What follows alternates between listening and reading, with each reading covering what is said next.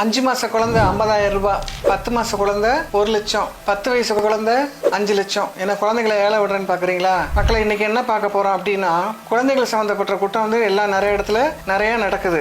அந்த பொண்ணுங்களோட total worth 50 கோடி ரூபாய். அது சம்பந்தமா இந்த அலுவலகங்கள்லாம் நடவடிக்கை எடுக்கிறாங்க. பொதுமக்களுக்கு எங்க போகணும், எங்க புகார் கொடுக்கணும், என்ன பண்ணணும் அப்படின்னு நிறைய பேர் தெரியாம தவிச்சிட்டு இருக்காங்க. எங்கெல்லாம் போகணும் அப்படின்னாக்கா, மாவட்டம் தோறும் வந்து AHTU, ACTUன்னு 2 இருக்கு. AHTUனா மனித கடத்தல், ஆன்டி ஹியூமன் டிராபிகிங் யூனிட்னு ஒரு யூனிட் இருக்கு. ACTUனா ஆன்டி சைல்டு டிராபிகிங் யூனிட்னு ஒன்னு இருக்கு. சரி, இந்த ACTUல சம்பந்தப்பட்ட ஆபீஸ் எல்லாம் எங்க இருக்கு அப்படின்னா, அதோட சம்பந்தப்பட்ட சோசியல் வெல்ஃபேர் ஆபீஸ் இருக்கு.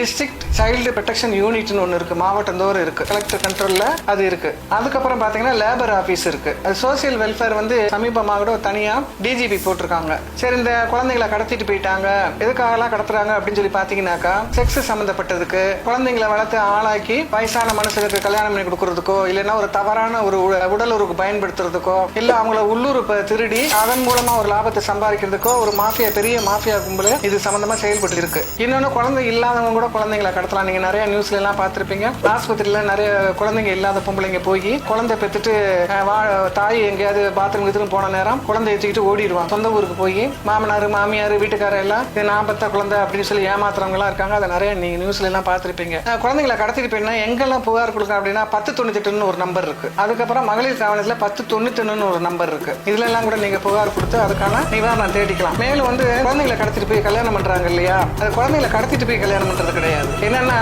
ஒரு 21 வயசுக்குள்ளார ஒரு பையனோ பொண்ணோ லவ் பண்ணி கல்யாணம் பண்ணிட்டு போயிருவாங்க. ஆனா அவங்களுக்கு சட்டப்படி அந்த திருமணம் செல்லாது. அப்ப என்ன பண்ணுவாங்க, சோசியல் வெல்ஃபேர் ஆபீசர் போலீஸோட உதவியோட தான் ரெய்டு பண்ணி அந்த கல்யாணத்தை தடுத்துருவாங்க. கல்யாணத்துக்கு முன்னாடியே 2 பக்கமும் சமரசம் பேசுவாங்க. பேசிட்டு நாங்க வந்து பின்னாடி நாங்க இது வயசுக்கு வந்த பிறகு பிள்ளைகள் கல்யாணம் பண்ணிச்சுக்கிறோம் அப்படின்னாக்கா அதை ஒத்துக்கிட்டு போறவங்களும் இருக்காங்க. சில பேர் தெரியாம இந்த குழந்தைங்க அம்மா அப்பா எல்லாருக்கடையிலையும் மண்ணை தூக்கிட்டு ஓடி போற குழந்தைங்களும் இருக்காங்க.